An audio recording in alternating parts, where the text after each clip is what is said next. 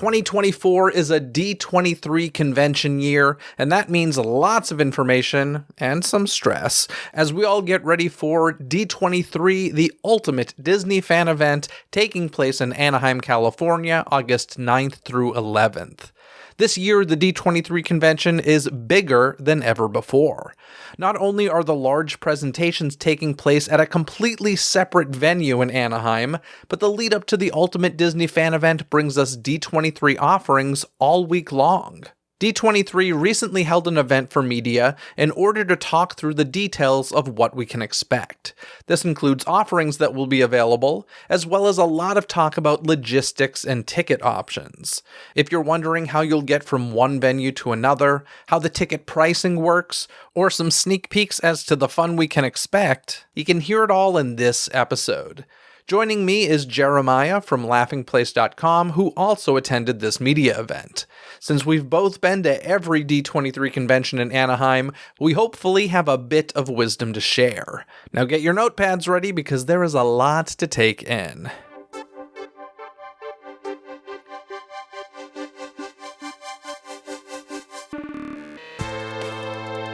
It's time to dive into today's Disney Dialogue.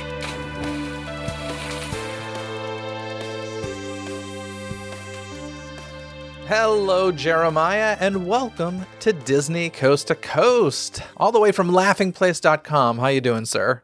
I am doing great, Jeff. Thank you so much. This is one of those podcasts that, Kyle's always on here, so I always know what's going on, but I was honored when I was asked to be on about one of my favorite topics, the D23 Not Expo.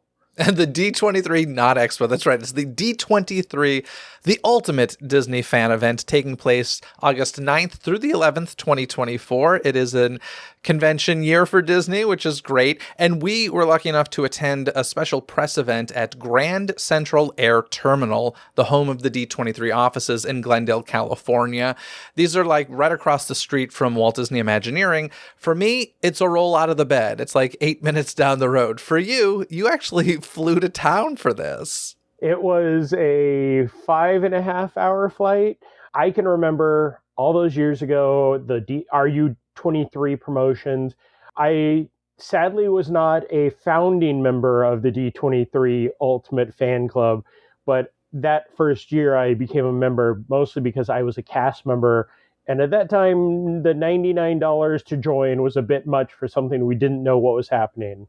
I was a sucker. I bought into it day one. I was the day one charter member guy.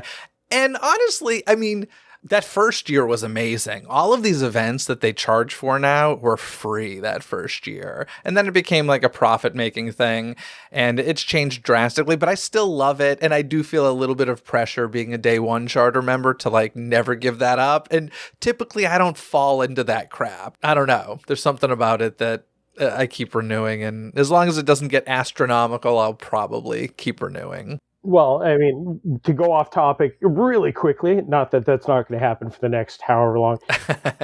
Did you see a month and a half ago, the new regulations and rules of the D23? I saw with the magazine was kind of like, we may or may not have a quarterly magazine, and I will be completely, so I'm a completionist, and that is like the D23 thing that I do complete. The quarterly magazine, I have them all, and when they do the annoying thing of the multiple covers, I get all of the covers. I'm totally a sucker for that. Here's the crazy thing.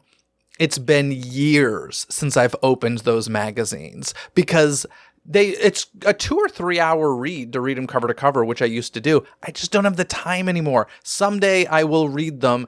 They're beautiful magazines. Yeah. But yeah, I did see that. It was like, we'll have them kind of when we want. So I don't know if they're seasonal as of now. I don't know if that's going to stray, but were there other aspects that you're referring to? No, that was the main one. And I happened to be at an event when that dropped. And I kind of asked them, and they're like, the magazine is 4 times a year for at least the next year. There was no talk of if it would be dropping or what could be happening. They definitely did kind of hint to me, and again, this is all just hints, that it could be, and this is something that I would be very happy about, go a digital route also. If it's also, I'm good with it. If it's Yes. in lieu of, Yeah. I have a problem with it. And frankly, that might get me to drop the membership because, the gifts and stuff are nice, but a lot of times they're pins, and I'm just like, I don't care. Like, I really don't. It's the magazine and the convention discounts and early ticket releases and stuff that I kind of buy into it for. So that'd be interesting. But let's talk about this event we went to. At the event, speaking on stage was Asad Ayez, the chief brand officer of the Walt Disney Company, Michael Vargo, head of D23, Mitch Powers, VP and General Manager of D23, Nan Song, Director of Marketing, Becky Klein, Director of Walt Disney Archives, and Bruce Lamb, Director of Corporate Communications. As I mentioned, you flew in for this event, so before we jump into the details, I kind of just want to get your overall feelings about it. How do you feel it went? Are you happy you flew into town for it? I was lucky enough to be invited pre-pandemic. They did an announcement for the expo back then, and it was a great event. We did a tour of the studios. They had, the presentation. Ashley came out to talk about Masquerade. This presentation was more, I don't want to say like a basketball type presentation of like, hey, here's what's going on. It was a fun presentation. I am not sad that I flew out for it. I enjoyed it, but it was definitely a little bit different than some of the presentations in the past where it was a little bit more intimate. Like the last time, it was Michael Vargo came up, did the rundown. This was, I don't want to say like a dog and pony show, but it was definitely hey, here's the information that we really want you guys to share. And they did a great job. You left out the nice words from Bob Iger to us that was recorded. It looked like that was recorded just for us. I don't know how many other people saw it, but it was pretty intimate. Well, I can tell you right now, actually, that was the next thing in my notes. We got a little sizzle reel and the Bob Iger video introduction, and it was just recorded. It does feel like it was made for that presentation, Mm-hmm. but it was recorded at the same time that he recorded a video for D23 members in general. Yeah. And I got that video, and it was like the same location, same outfit. So he just, he had several things to record in a day. A little sad we weren't important enough to be there for, but whatever, Papa Iger, I'll take it, I guess. Yeah, it was definitely like when they started hinting, I was like, is Bob going to come out? Are we getting in the presence of God? I'm sorry, Bob? You know who I thought was going to come out? The way that they were introducing it was Ryan Seacrest. But we'll get to that. Was, yes. I thought he was going to come out. So I got to say, so this is the first D23 press event I've gone to. I was there covering it for Attractions magazine, and it got me hyped. And I consider myself pretty jaded when it comes to this stuff and really hard to impress. And also, like, I should mention I work in the world of conventions as well. And so, like, I have very strong opinions about what the fan experience should be, but I also recognize the difficulties of putting together a convention. So I live somewhere in this, like, middle place where I recognize it all. This made me really happy in the respect that I truly felt like, and this is no BS, I really felt like they listened and saw what the problems were in the past and said, we're going to fix this to the best of our ability. And here's the thing when it comes to that. If you're going to fix things, that means you need change. If you're going to change things, that means things will fail. But it really, truly felt to me, everything they decided to do for D23, the Ultimate Disney Fan Event, the changes they are making have all of the best intentions. Did you feel that way? Oh, absolutely. Yeah. I mean, when we heard the preview however many months ago of the Honda Center, I'm sure just like you, just like I, where it's like, it's going to be easier to walk there than try to take the transportation. But when they came out to talk about that and talk about just the excitement, and then even kind of before and after, I mingled with some of the D23 people, and everybody is hyped about this. They try to top themselves every year, and they just like you said, they listen. I mean, I've slept in the parking lot or the parking garage for events, and done the overnight, missed everything. So I think these plans, yes, they may fail, and they know that they may fail, but they are working to make sure that whatever they can, they don't just automatically fail. 100% agree. And I think that's fantastic. I was really, really impressed. And the other thing was like everybody that was speaking seems really passionate about this. They seem really proud of this event, as they should be. And I'm excited to check it out for 2024. And one of the benefits that D23 has is they do this convention every 2 years, which really gives you a long time to like analyze the changes that you want to make. I mean, a year is a good amount of time, but a year means there is overlap, right? You are planning kind of for two at the same time for a few months there. With 2-year gap, gives them a lot of time to work things out. I'm really, really happy. It got me hyped, man. Like, I'm stoked for it. As we mentioned, starts with a sizzle reel, Bob Iger video introduction. And they mentioned this is the 8th D23 event in Anaheim, which is crazy to think about. They revealed the artwork. Every year there's like that branding artwork that ends up on a lot of the merchandise. And they showed us it's Sorcerer Mickey, and they're calling this a nod to the first D23 in 2009. I found this a little strange, I gotta be honest. I mean, it's beautiful, it's fine, but it is very reminiscent of the first one. I'm like, if you're gonna do a throwback, why not do that at like the 10th anniversary of the convention or something like that? It felt weird for like the 8th one, we're gonna do a throwback. I don't know, little minor point, but felt weird to me. Well, and going back, like I said, I've been to all of them. And the first one, yes, the Sorcerer Mickey. But did you go to the first one, Jeff? I've been to every single day of every single expo in Anaheim. I am a hardcore fan. They had the posters with Figment and all the other characters that were just like, that was so cool. Do something like that. Like, I know that they've done that in the past couple of years where they've thrown out Star Wars, Marvel, and those, but like kind of really go deep into it. But I agree, it is a little strange that they're doing it for this, but we also are, I think the D23 math is always a bit wonky with the first year they announced we were going to be back the next year, and then we had the pandemic delay and everything else. So did they say that in 2009? Did they say they were going to be back in 2010? yes. Well, they didn't say they were going to be back in 2010. Bill Rogers was up in the booth and he was doing the announcement.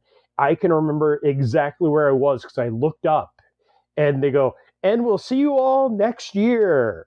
And I just paused, was like, oh, and at that point social media wasn't really the biggest thing in the world and they weren't talking to everybody. And then we all kind of went, oh, and then started going into 10 and nothing was happening. And they're like, oh, here, 2011, we're going to have it. Okay. And I appreciate the every other year, and having Destination D23 is also one of the highlights. No, I really like the every 2 years because I am somebody who really loves anticipation. I think anticipation is like greater than the final product most of the time. And like there's something about every 2 years that really makes it feel like an event. So it's very exciting. I want to start with just the fact that they're trying to make this San Diego Comic-Con. And what I mean by that is San Diego Comic-Con really takes over the city of San Diego for like a week long. It is not just the convention days. And we're very much seeing that this year. I think it's really interesting. There are week-long activities happening in Anaheim, California, beyond or before those 3 convention days. So let's start with they're really pushing this D23 day at Angel Stadium happening on Sunday, August 4th. I couldn't care less, but I'm sure some people will be happy for this. Yeah, it's a good way to tie in. I mean, the Mickey bobblehead, that's a good way to get a lot of people there. I do feel like that maybe the tickets haven't been selling as well because they have been on sale for a while and they're still driving it home. But it's a fun way to get people out there for the full week. Starting with something like that is great.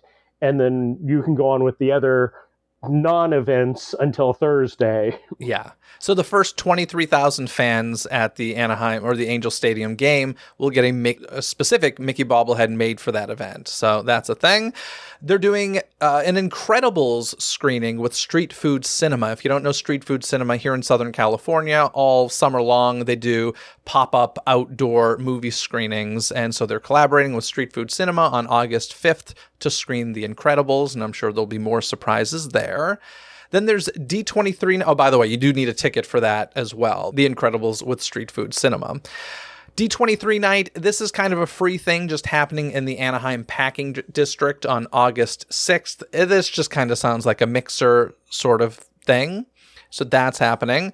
The biggie, D23 Day at Disneyland Resort, happening on Thursday, August 8th. This is both a Disneyland and Disney California adventure. Now, at Disneyland, we're getting a custom cavalcade and a dance party. So that's kind of status quo for Disney, right? And a cupcake. I'm sure there'll be a cupcake. Probably a cupcake you can buy up. Both parks will have photo ops and more. And over at Disney California Adventure, they're having a Disney Junior celebration of some sort. And the interesting thing is, so that's happening during that D23 at Disneyland Resort Day, but also it's happening all week long at Downtown Disney from August 4th through the 10th. They're celebrating D23 with, exclusive fun, offers, decor, and magical moments. Disney Junior festivities that I previously mentioned will continue through the weekend at Downtown Disney from Sunday, August 4th through Sunday, August 11th. So there's a lot going on. They want people to fly into town early for D23, the ultimate Disney fan event, to make a whole thing out of it. And they do remind everybody, everything I just mentioned there, if it's in a theme park, regular admission and reservations are required. And this is stuff that it sounds like even if you're not a D23 member or not going to the convention, you'll still have access to if you're in the park. Obviously, the cavalcade goes through the park, so... No, you can only stand on the front row if you show your membership card. You have to be the back row, everybody else. Yeah, he's being facetious. So that's that. Any thoughts on kind of the lead up to the week? I'm excited. Being somebody that lives in Florida, the chances of me being out there the entire week is not that high. While I would love to go to Angel Stadium just because I grew up in Southern California, so Angel Stadium's a fun place to go and see a baseball game, but a bobblehead is not something that's driving me out a week early. The screening, no. Packing house, while I enjoy the packing house in the district, it's nice. If everybody's in town, that's just going to turn into one of those massive nightmares of everybody going, I want a drink. And then kind of the crowd overwhelming the packing house, which, again, that's Wednesday. That's Tuesday, August 6th. Yeah. So that's still early on. I did hear whispers that we may hear some more information about events coming that week in the coming few weeks. So I think that we may have more to look forward to. The day at Disneyland, did you do the Disney Plus day at Disneyland? Was that last didn't. one? No, that was, I didn't do that. It was would have been actually, it wasn't the anniversary for some reason. We expected it on November 12th, but they did it in September or something strange like that. I didn't do that, no. Well, the first one was just the day before Expo, one of the days, because they walked That's in. what it was. They gave you the ears and everything. And it was a fun event. I think that was the first time they had Grogu as a photo op for PhotoPass or Disney PhotoPass. So it was a fun little thing, but overall it was ears. I think with this they'll probably put more effort into it. The synergy will be there, but I would have been in Disneyland probably that day anyway. So. Yeah, I kind of agree. I feel like if you're in town if you're flying in, certainly you're going to go to the park anyway. And you're right. The Disney Plus day was changed from the anniversary to coincide with the convention. I remember that. All right, let's jump into the big new thing this year with the convention, and that is the Honda Center. The Honda Center is about 3 miles from the Anaheim Convention Center, where the expo has always been held. This is going to allow for bigger production value. This is an arena, a proper arena. This is not a hall with, folding chairs in a convention center hall. So this is where you would go to see a sports game or whatever. And there are approximately 12,000 seats in there. This is in comparison to Hall D23, which had 7,000 seats, around there somewhere. So it's a pretty good size difference, which frankly, if they're gonna go through this hassle, it better be a big difference, because otherwise it's just not really worth it. But the big thing here is, if you're going to the Honda Center, you have a reserved seat. You are guaranteed admission, and that is the huge difference, because in the past, we've all done it. We've slept overnight in the basement garage of the Anaheim Convention Center with the hope of getting in. And this sounds like a good thing to try. I'm I'm excited that it's happening. I think there will, there will be problems, but the old thing didn't work. Yeah, I mean, going back to the first two or three when it was in the arena, and that was a nightmare because depending on where the seats were available, they would put like one person here and 12 people up there. And then Hall D23, as somebody who's a San Diego Comic-Con goer, they pulled it out as Hall H as like, okay.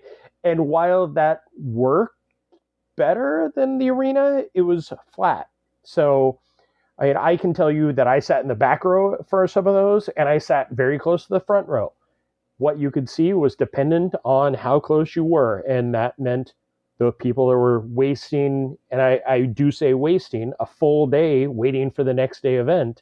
And I've done that for San Diego, where I've been like, this is great, but there's got to be a better way. And I think their approach to the Honda Center hopefully is the better way and the answer for that. I actually think we're going to end up seeing empty seats in the Honda Center, and we'll get into that when we start talking about ticket pricing and stuff. But just to touch on that real quickly, all of the prices, they say starting at. And this starting at price point refers to the fact, and this was my biggest aha moment at this press event. I don't know if you figured this out going in, but I rewatched the video I shot, and you hear me go, oh, because that starting at price point basically means the seat that you select. Yes, you are selecting a seat just as you would if you're going to a concert.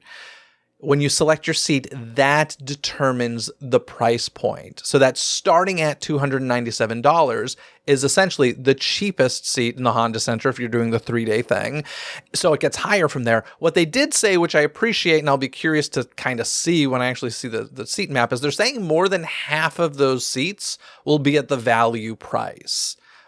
I'm going to assume they're telling the truth, but I don't know. I'm curious to see how that all works out. Yeah, I just like you, I didn't read into the starting at.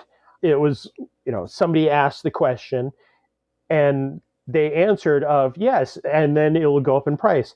And my brain didn't process it. And I actually had to turn to the person and ask the question, like, did they just say this? And they go, yes. And then I think we all kind of went, oh, yeah. Let's go on, because I know we'll talk about the pricing and the feedback that I've gotten from people that have never been. I'm going to argue with people about this.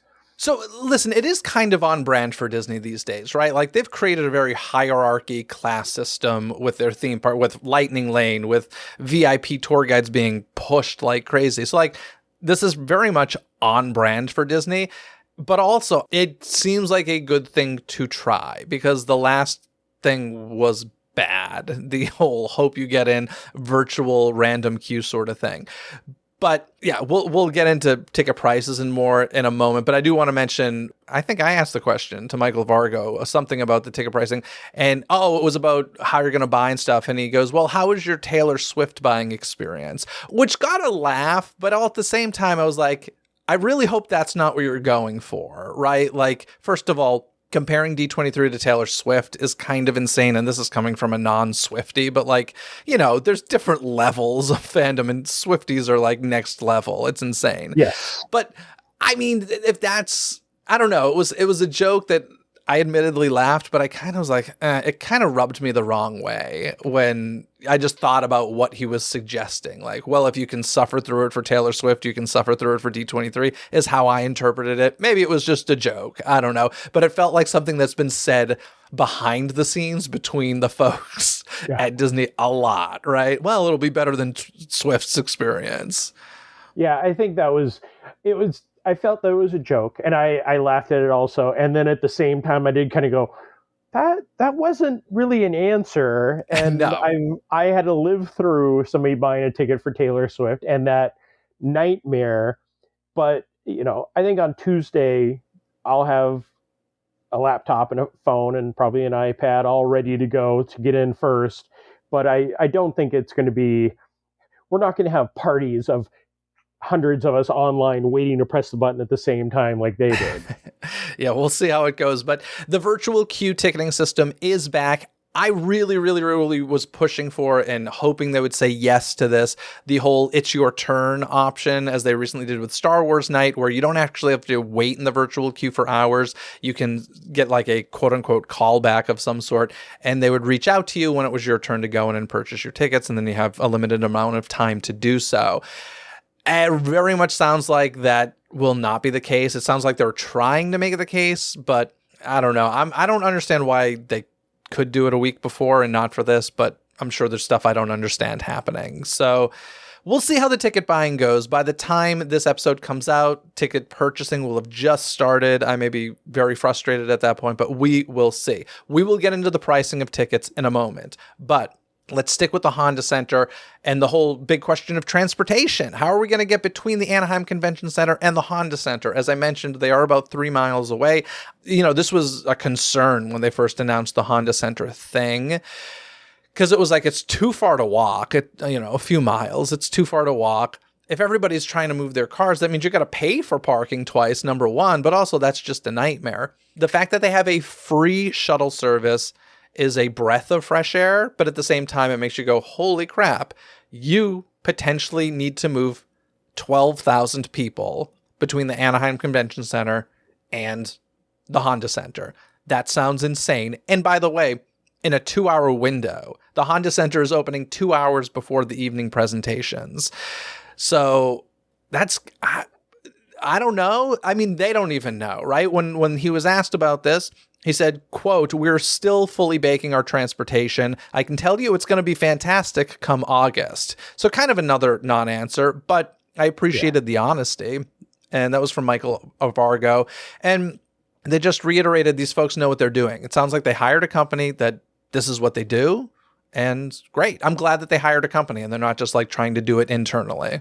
But you and I have both dealt with traffic around the resort, and I can't imagine, like, unless they shut down and build a bus route in the next few months, that's the only way it's going to be efficient. So they might actually do something like that, because they did specifically say we're working with the venues and the city of Anaheim. So when they said they're actually working with the city of Anaheim to figure this out, they might just be buying a lane for the weekend, like a police escort or something, like coned off lane. I don't know. Money talks. So sure. There's definitely ways around the resort to the Honda Center that they could map out and, like you said, own those lanes, at least for that time. But it is such a big question. Can I jump into one of the things that you just said about the timing? Yes. So we were told that the Honda Center was going to open 2 hours before the event. Mm-hmm. And then that means on Friday and Saturday, you can get into the Honda Center at 5, mm-hmm. which means people will, even with the reserved tickets, we know this is always the case, people will still be trying to get there even earlier. And then on Sunday, the event starts at 5, so that means 3 o'clock. I love the panels. Like, that is one of my diehard, and I've talked to them, and they've said, there will be panels up until 7, some will run till 7:30. Yeah, so let me just clarify a few things. So you're talking about the Anaheim Convention Center versus Honda Center. So Anaheim Convention Center is open until 7 p.m. each day, and that includes all of the panels happening at the Anaheim Convention Center. So yes, theoretically, the nighttime shows on Friday and Saturday at the Honda Center start at the same time that the Anaheim Convention Center closes. So that means if you need to travel between the two, you need to accommodate that time. That's the kind of the nature of conventions, right? Yeah. Like, you need to pick and choose. It's the same as saying, hey, I'm going to go lay on the floor waiting 6 hours to try and get into Hall D23 and miss other panels that I want to see. Like, it's just kind of the nature of conventions. So although it can be annoying, it's also like, well, at least you have a seat. And that's the biggest key, yeah. Yeah, so it's a, you got to make decisions. So I don't disagree with you. I feel the same way, and it'll be interesting to see, like, once that schedule comes out. But that goes back to my point of, I wouldn't be surprised if there's a lot of empty seats at Honda Center, because just because you're buying it, you've bought that seat, you've reserved that seat, doesn't mean you need to show up. So let's face it, if you're like, I'm having fun at the convention center, the pricing isn't that much different. And as I said, we will get to the pricing, I promise. But yeah, I don't know. I could just see people being like, Disney Legends isn't a priority for me. I'm not going to go to that one. And then you're going to have half of the Honda Center empty with people in their quote unquote reserved seats, not quote unquote, legitimately reserved seats, but then there will be empty seats. So I don't know. I'm very interested to see how it goes. Part of it's like, well, we don't care. We already got the money for it. But at the same time, you don't want an empty arena. So Yeah. it's going to be very, very, very, very interesting. And I hope that if they're opening the doors at the Honda Center 2 hours before, I hope that means, and they haven't announced this yet, but I assume and hope that means buses are going to start heading there like 3 hours before. That way, at the 2 hour mark, doors can open and there will already be a bunch of people there. And I think this is a given, but if you're planning on going, don't wait till the last minute. I would say at least an hour before you better start heading over. Yeah, because there'll be a DJ, very much like Star Wars Celebration, where there's a party before the party. And Friday and Saturday, 5 o'clock, I'm fine with. Sunday, like, I admittedly will always avoid the legend ceremony on the first day because that's the time where I get to go onto the floor and experience everything while everybody was in Hall D23 for legends. And yes, I've missed out on amazing moments, but I got to experience things without waiting an hour and a half for some activation that was on the floor. Sunday at 5 o'clock, that's going to be, like you said, are you having fun on the floor? Is there a panel you want to be at? It will be a great experiment of their choices of panels to go up against stuff in the Honda Center. What will be the draw and what will be the equivalent? Yeah, and perhaps as a guest, you might be thinking to yourself, well, why are they starting that at 5 p.m.? And we'll get through those 3 panels real quickly in a second, but why are they starting that at 5 p.m. if the others are at 7 p.m.? Honestly, it just comes down to load out logistics. Like, a lot of these times when you rent these spaces, you have to be out by midnight or whatever your amount of time is. They want to start getting people out and taking it down so that they can get out within their time limit. And that's really what it comes down to. And you see this with conventions all the time. A lot of times the last day is a shorter day. So yeah, so that'll be interesting. Let's talk through the 3 big panels. So Friday at 7 p.m. at the Honda Center, we have Disney Entertainment Showcase. This includes film and television studios and Disney Entertainment. So movies, TV series, and stage shows. Yeah. That's interesting. Saturday at 7 p.m., Disney Experiences Showcase. So this is games, theme parks, resorts, cruise ships. And this will be hosted by Josh D'Amaro. And then Sunday at 5 p.m., Disney Legends, hosted by Ryan Seacrest. So what we're seeing here is it's literally half the amount of panels of what it used to be. There used to be 2 panels per day in Hall D23. And now it's 1 panel per day. Because of the transpo between the two, they're trying to do as little overlap as possible. I get it. But because of that, we're going to see a lot of things smushed together. So, there used to be just an animation panel, just a Disney Plus panel. This is going to be like, nope, animation, Disney Plus, Lucasfilm, Marvel, Fox, live action, Walt Disney Studios, like 1 panel. And the fact that the stage one they mentioned, stage shows. So, I mean, it sounds like even Disney on Broadway, Disney Theatrical might be part of that. So yeah, this is going to be interesting because there's definitely going to be segments, like for me, don't care too much about Marvel. There will be segments of this presentation that I'm like, taking a nap or whatever. So it's going to be less specific, I should say. They're going to be amazing. They do amazing presentations, but it's going to be less specific. And if you really think of it, it's going to entertain less people potentially, because if there were 7,000 at Hall D23, 7 times 2 per day is 14,000, where we're only getting 12,000 at the Honda Center. I say only, but still, once again, I approve of this change, but these are just things I think about. Yeah, the numbers, I completely see how you're looking at with the 2 different panels. And that would, like, the morning panels would almost always be people in the parking lot sleeping overnight. And then the afternoon panels wouldn't be as bad. Like, you had a chance to kind of walk into some of those. But I do see this as starting at 7 o'clock. And this is one of my questions afterwards that I asked, I think, Michael Vargo, of, is there a hard out? And they're like, 2.5 hours. And I'm like, okay, I've been in the movies panel that ran 3 hours because Johnny Depp comes out and takes 20 minutes. So I see some wiggle room for those. Legends at 5, I completely see why that's happening, because that could go till 9:30. We have the maestro John Williams and Miley Cyrus doing concerts, and it's going to be, these will be the events. Yeah, and I do like the fact that there's not going to be the change over time, right? Like, they can run long, and it's not like we're like, oh, I'm missing something else I'm supposed to be at. Nope, sorry, like, Anaheim Convention Center's done. And, it's more on them as far as whatever their contract is as to how late they can be there for the night. So, good changes, but changes nonetheless. And with change comes failure sometimes. So it'll be interesting to see how this goes. But those are the biggies, folks. Shall we move on to some talk about the Anaheim Convention Center? Yes, the Anaheim Convention Center, which is really, I'm looking forward to the Honda Center, but Anaheim Convention Center, or the ACC as everybody's starting to call it now, which has driven me crazy for the first couple of days. I was like, what's ACC? I'm going to tell you right now, I can't do that because ACC is a Christmas Carol. I worked at a theater that did a Christmas Carol every December, and it was ACC for us. So I don't know if I can just ACC to you every time now, Jeff. Oh gosh. All right. Well, the Anaheim Convention Center, home base for D23, the ultimate Disney fan event, redesigned an expanded show floor using all 4 halls. And they can do this because one of those halls used to be Hall D23. So get ready for a redesigned and expanded show floor that will impact guest flow and experience. They worked with Imagineering and Disneyland Resort to map out the show floor for capacity and throughput.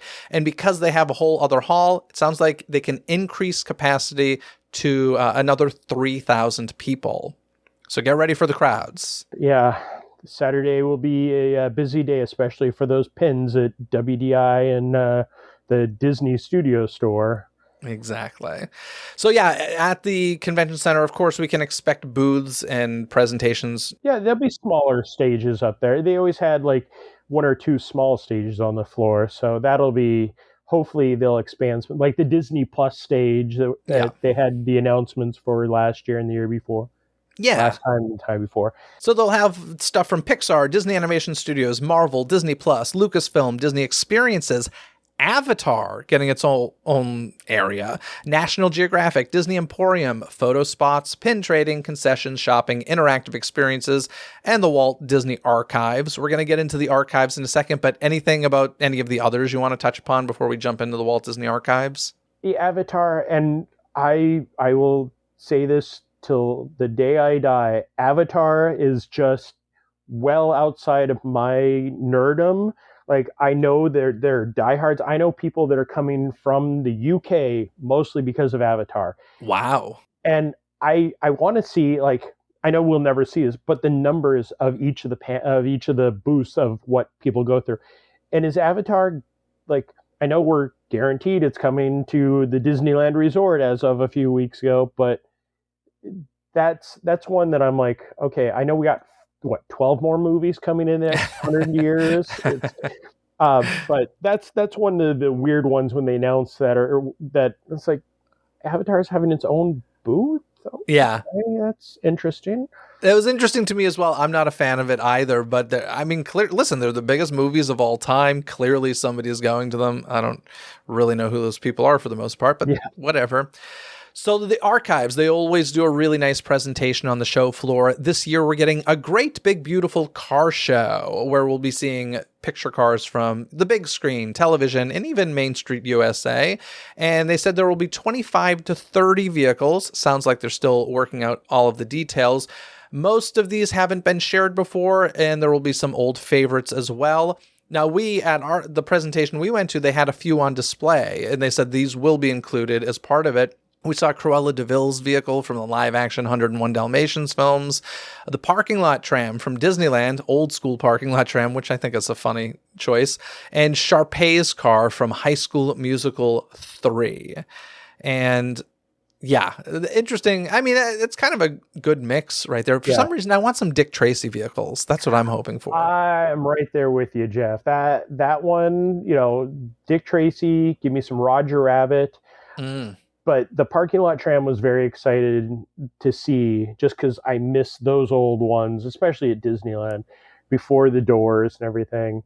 So one of my big nerdums in the Disney realm is the 64, 65 New York World's Fair. Hmm. So when I asked Becky the question of like, what other car is going to show up, and we'll talk about the presentation that'll be on the archive stage, I'm sure, in a little bit. Hmm.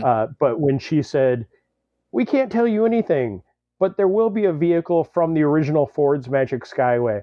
I was like, you will find me there anytime I'm not at a panel. I will just be drooling over that. One, I'm a Mustang fan, and two, the fact that it's an original vehicle from an attraction that I would say most people there never even got a chance to see. Yeah. It's kind of getting smaller and smaller, the folks that were at that World's Fair.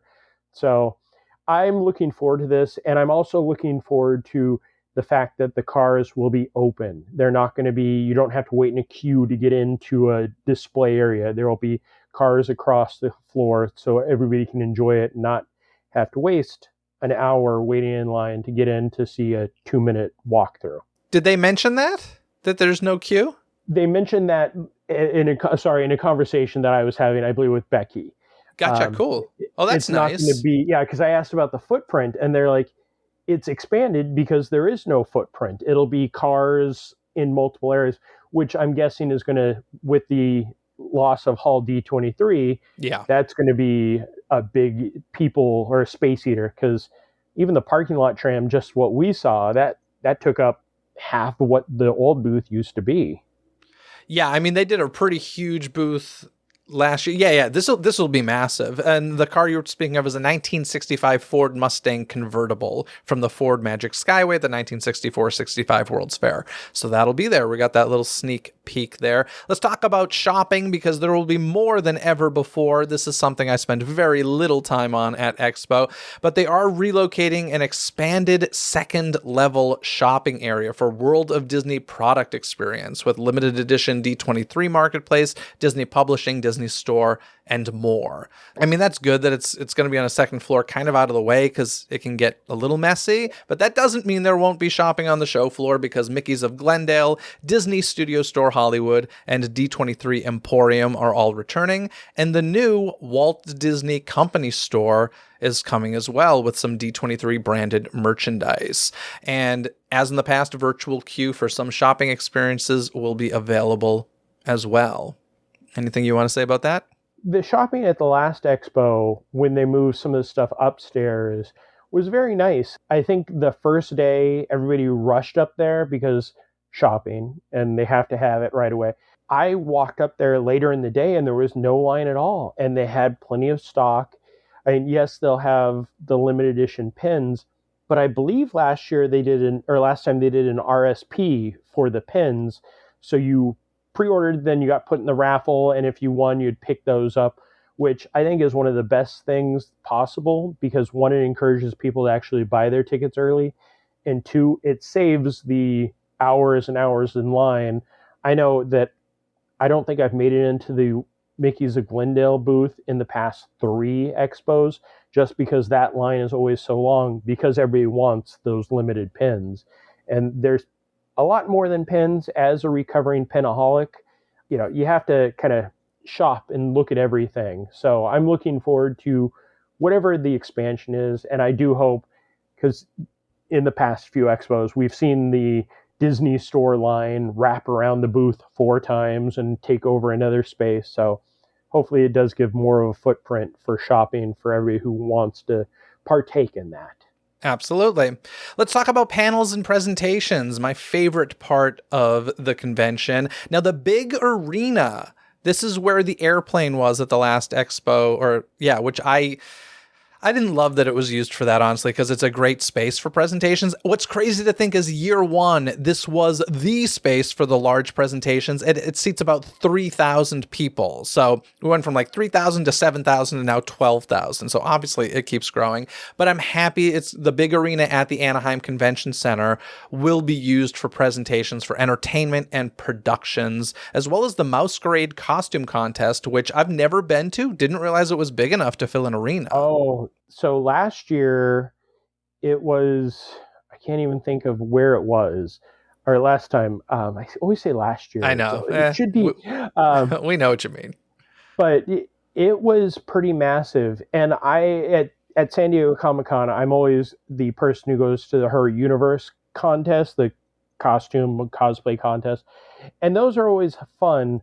But the Masquerade last year or last time, it had Ashley Eckstein and Nina West as the host, which those two alone made the show worth it. But then you start seeing how intricate, their dresses that have the big Thunder Mountain Railroad trains that go around it.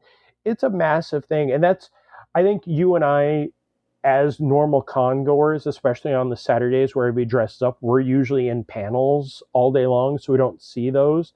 But last time I walked out into the courtyard where the fountains were, and it was just photo shoot central for everybody that was cosplaying. So it's a big enough event that they're moving it, because last time it was an evening event. This time Oh, it's going to be, I believe it's Saturday at noon or sometime in there. So that's going to be one of those good people eaters for that. I think 3,000 may be a little condensed for what they could put in there, but again, the arena is one of the best venues that I've done for a convention. Even though it is small, it's always fun to go to. the funny thing is it didn't feel small year one. I was like, oh my God, this is huge. And now it's kind of laughable at this point. But in any case, that's going to be used for productions and presentations this year. That's great. That's really an added bonus that we didn't have at the last convention. So that's great. The Hyperion stage is going to the second floor with 400 seats. The backlot stage will be on the second floor with 700 seats. The Spotlight stage, they're saying, is new, and this will be on the main show floor. So this isn't seats. This is more kind of like a passerby sort of thing. I mean, I think it might be a new name, but there's always been kind of a stage on the show floor where stuff's happening throughout the day. So they're saying it's new. I kind of don't buy it. But in any case, they're calling it the Spotlight stage, unless it's something I'm just not envisioning. And the Walt Disney Archive stage is being expanded on the third floor to 1,400 seats, which I don't know what the previous number was, but this feels like a huge, huge increase. And I'm thrilled to hear that the Walt Disney Archives gets that much love. We got a sneak peek of some of the presentations that'll be going there. Walt's famous trips to Latin America is one of them. Another is a look back at the New York World's Fair, and then a conversation with the Disney legends, and that'll be some of the new Disney legends being inducted that weekend, which is interesting because that'll have to happen before they're actually legends. Typically, I think because Legends is the first thing, they're actually legends. They've received their award, and then they do the presentation. That'll be interesting.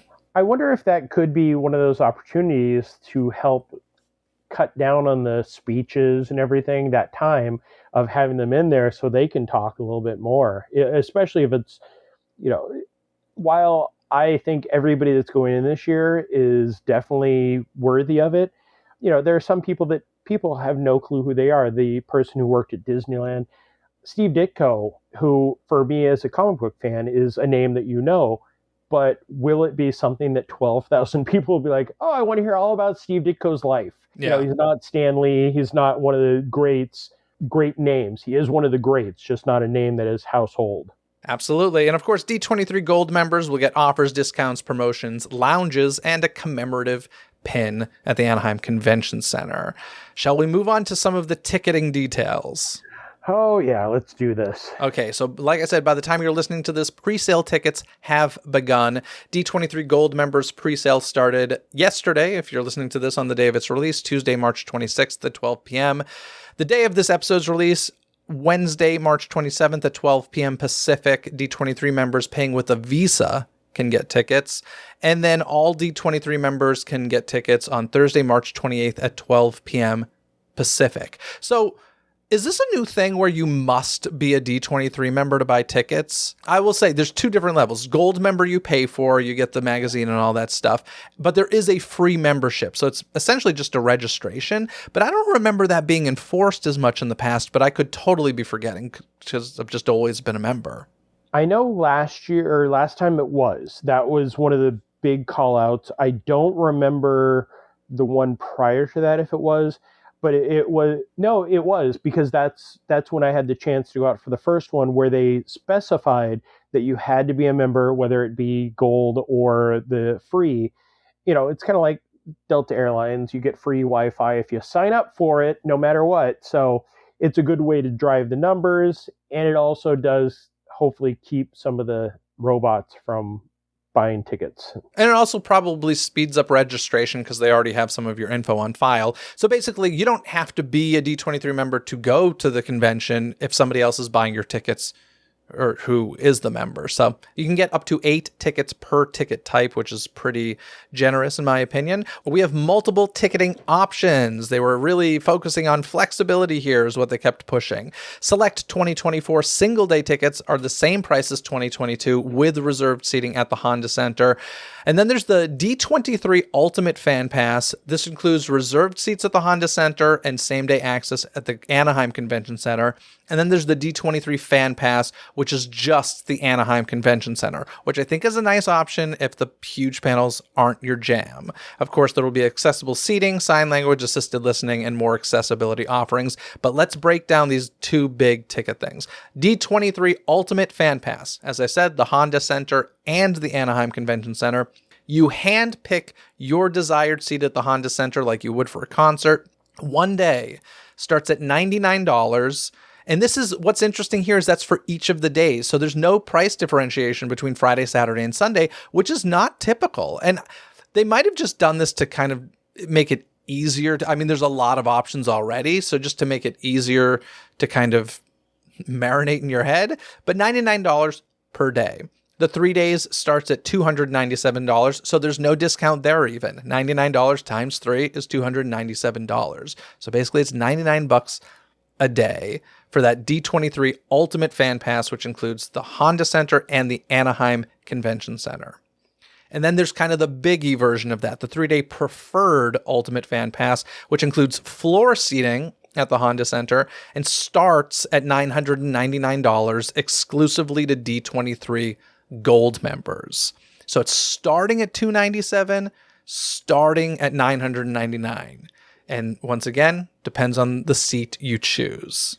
This is one when, just like you, starting, at first it was a bad taste in my mouth. And I've gotten quite a few of my friends going, wow, they're trying to rip us off. Like, they're really not. There are people, we've seen in the past, the Sorcerer packages, the preferred seating for the past 2 have sold out in seconds because people want those seats for some reason. I'm not saying it's a bad idea to spend $2,600 at $2,599, I think is the front-ish row of the big one. If you really want to see, insert big star here. For me, $297, it's expensive, but it gets me in the room. I don't have to worry about sleeping over. I don't have to worry about missing out on some panel because if I'm not out in line by 3:00 the day before, the preferred or the selecting your own seats is genius. I think this could be something that we see even more so in the future if cons get smart. Yeah, I think that it works. Obviously there's a ticketing system set up already because this is a venue that sells tickets like this normally. To do this in a Hall D23 where they're temporary seats, this would be a disaster. So I don't think Comic-Con could do this in Hall H very easily. But yeah, I agree. And for me, I've always said this when it comes to large venues, either buy the most expensive ticket or the cheapest, because once you're far, you're far. That's just my opinion. Some people would totally disagree with me, but I've just always kind of felt that way where, listen, I live in LA, seeing a celebrity doesn't excite me. There are very few people that could walk out on that stage that I'd be like, holy crap, I want to be as close as possible. And I don't think Rick Moranis is showing up. So, I don't care. I'm in a privileged position. I've met a lot of celebrities. I don't care. But if you're not going to pay for that most expensive seat, once you're far, you're far. If you're looking at a screen primarily, you can do that from anywhere. So if you're going to pay for an expensive ticket, make sure you're in a seat where you're not going to be looking at a screen. That would be my opinion. they said more than half will be at that $297 price. So we'll see. There should be hopefully some good options at that $297 price range. That's what I plan on trying to get. So we'll see how that Absolutely. goes.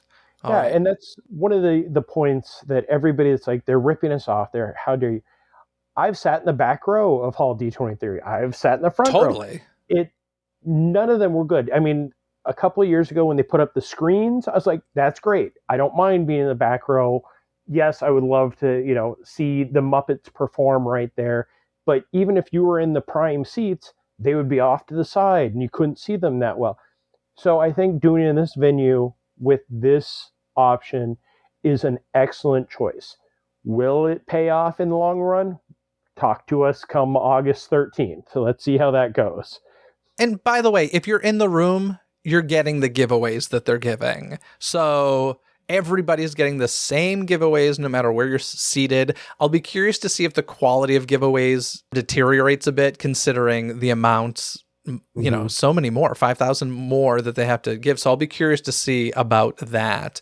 But yeah, that's the thing. And by the way, since it's the last thing of the day, if you get posters, which they love to give, you don't have to carry them around all day, which has always been a nightmare. It's always been the worst choice giveaway they could give, and it would be the first thing you get in the day, and it would be ruined by the end of the day. So unless you have people like Kyle at the Laughing Place booth who would hold on to them for you all day. Thank you, Kyle. Thank you, Kyle. So there's that. Let's talk about the D23 Fan Pass. This is the Anaheim Convention Center only. So no Honda Center included, none of the big panels. These ticket prices are most comparable to 2022. In fact, some have reduced in price, $10 less for a one-day ticket and $20 less for a three-day ticket. So a one-day gold member ticket, $79. Totally reasonable, I think. General member, $89. For 3-day, a gold member is $209. A general is $259.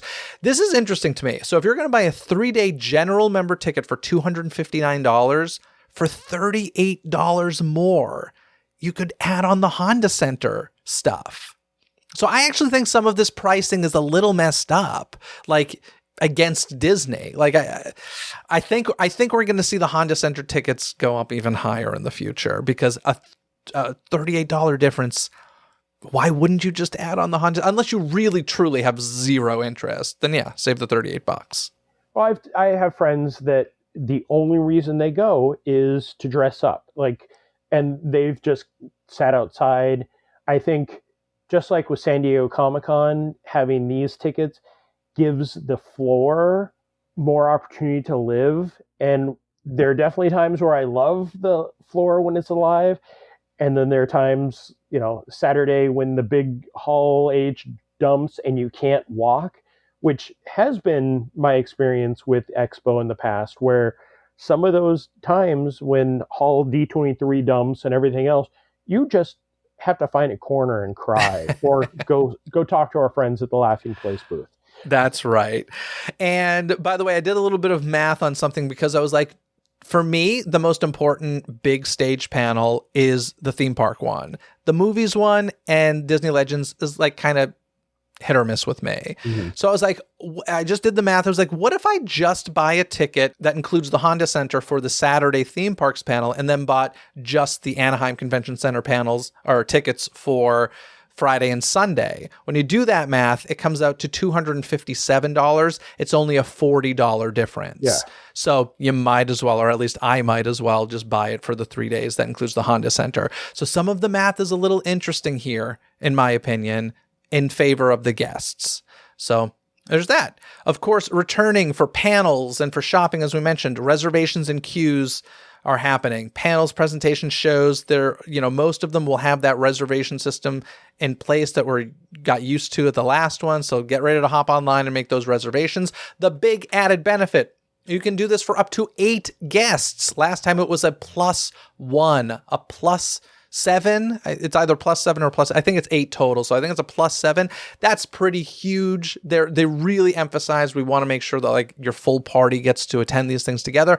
This was very considerate, but it's going to be a nightmare trying to get a reservation. I mean, it's been a nightmare in the past to get the reservation. Yep. The last 2, I've tried to get reservations and have gotten none. Wow. Yeah, and that's I've lucked out. So, and that's one of the things I had the opportunity to talk with some of the D23 folks. The last expo, everything that needed a reservation would approximately 25% would be the reservation system, and then the remaining would be the standby line. Only 25% were Yeah, reservations? yeah, and Wow. that's exactly my thought also of like, and then they were telling me that if there were 68 panels for the entire weekend, 61 of those, and this is just a made up number, no facts checking, please.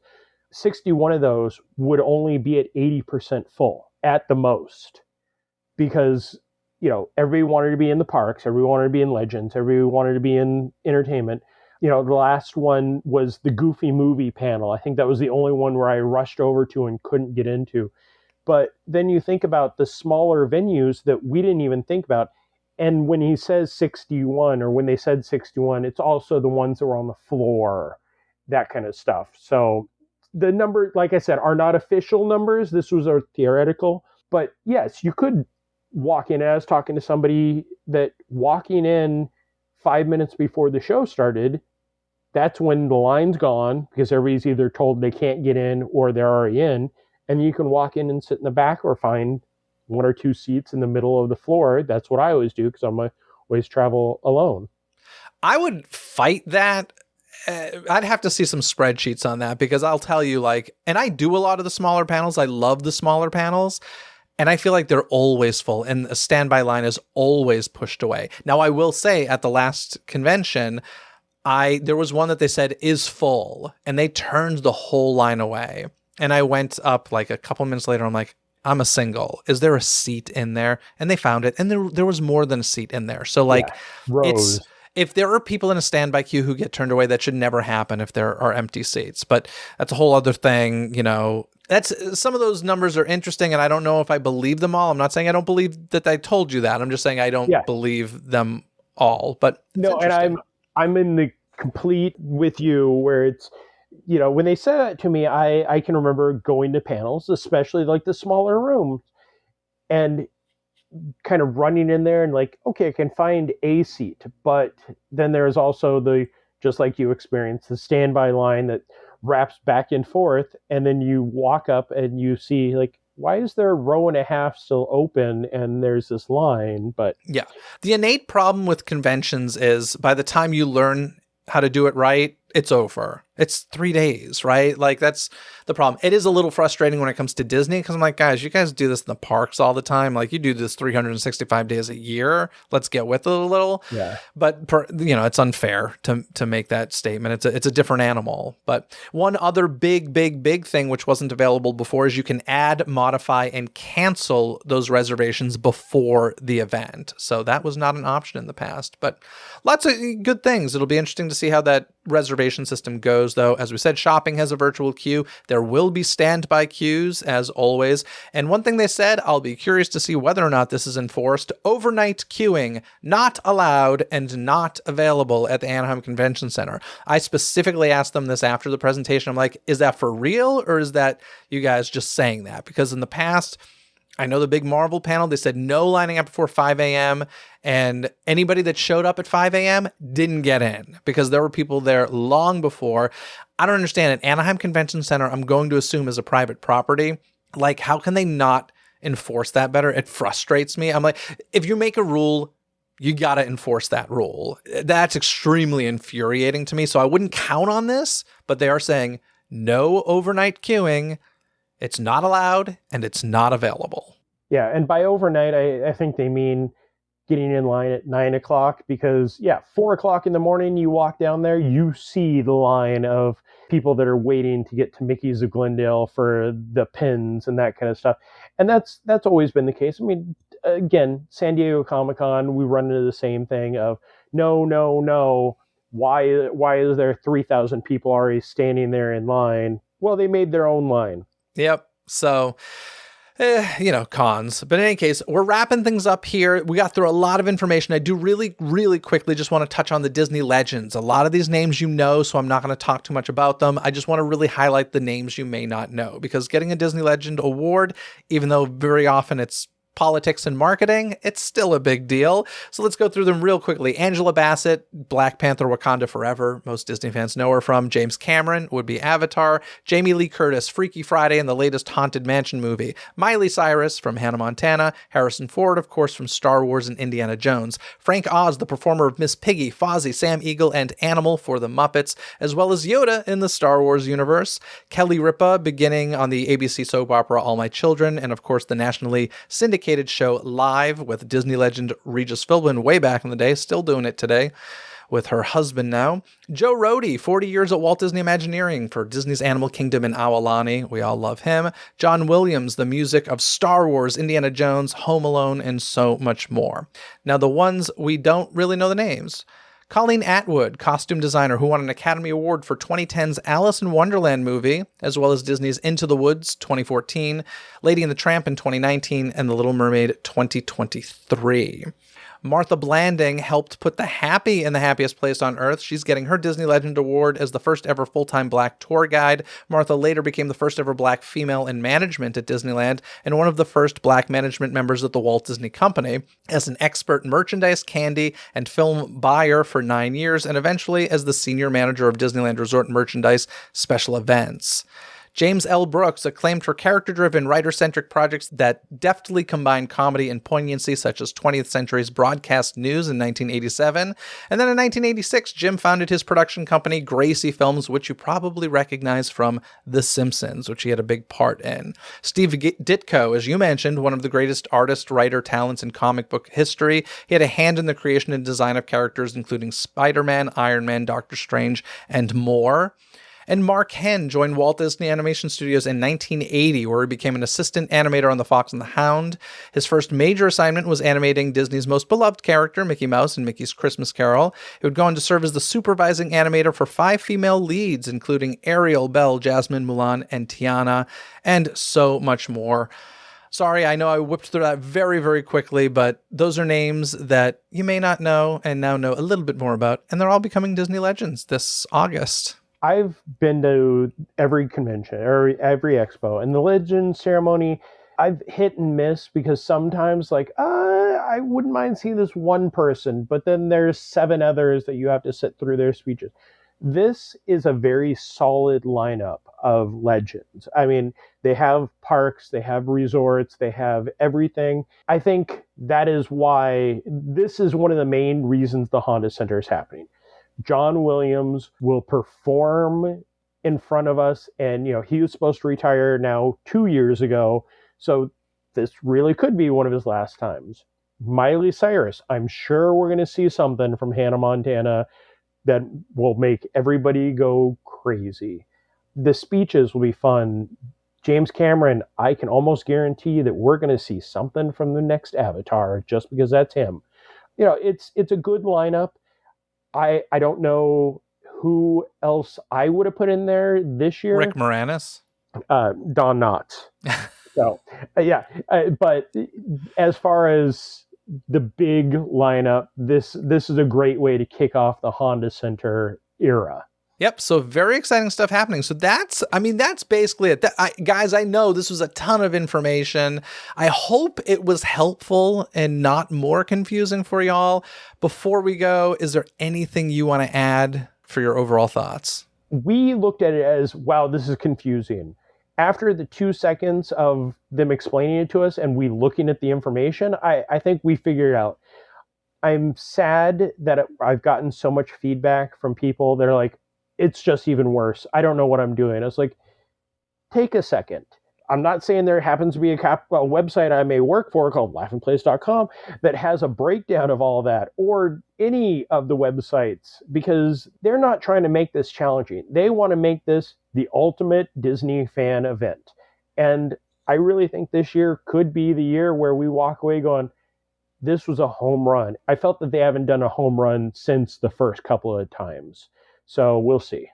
Yeah, I would agree. And listen, once again, doing lots of homework in advance is very on brand for Disney these days. If you're a Disney parks goer, you just kind of know that's part of the drill. I'm not saying that's a good excuse, but this is something we're all used to at this point. The stress seems to be taken away from the live event, And yes, there does seem to be some more front-loaded stress that you're going to have to deal with before the convention. It's just part of the animal. You got to deal with it. But I do think choices were made, like I said, with us, the same pricing for each day for the single days. I really bet that was a conversation of, you know what, let's just make it the same price so that it's less. Like, why make it $5 less? Number one, they're going to make more money because that they went with their top price and just kept it at that for all 3 days versus their lowest. And, you're going to have to do homework. Hopefully this helped. Really, really, really hope this helped. There are resources out there. And yeah, I don't know. To me, this is easier than trying to figure out Lightning Lane and all that crap. So very much is. I mean, I'm stressed about getting into the queue. Like yes. You said about it would be nice. Like, hey, if I could get a notification of you'll be in the queue in 5 minutes, as opposed to sitting in front of my computer for an hour and a half. Yep. On the low side. But I think other than the actual getting the tickets, when we're there, they're making it as easy as possible for us to have a good time.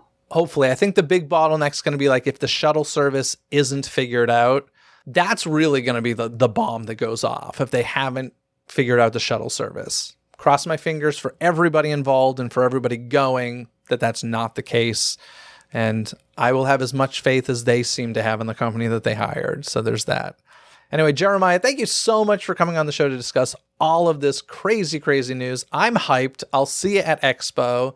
And thank you so much. Thank you for having me, sir. Thanks for tuning into this episode. Don't miss any future episodes by subscribing and following Disney with a Z, coast to coast on your favorite podcast app where episodes are available 24/7. If you're a longtime listener of the show, thank you. And if you have the means, consider supporting the show over on Patreon. By joining Disney Coast to Coast's Patreon membership, you'll gain access to extra bonuses, including live stream Ask Me Anythings, unreleased episodes, and more bonus content. Take a look at all that's available by clicking the Patreon link in this episode's description, and thank you for considering.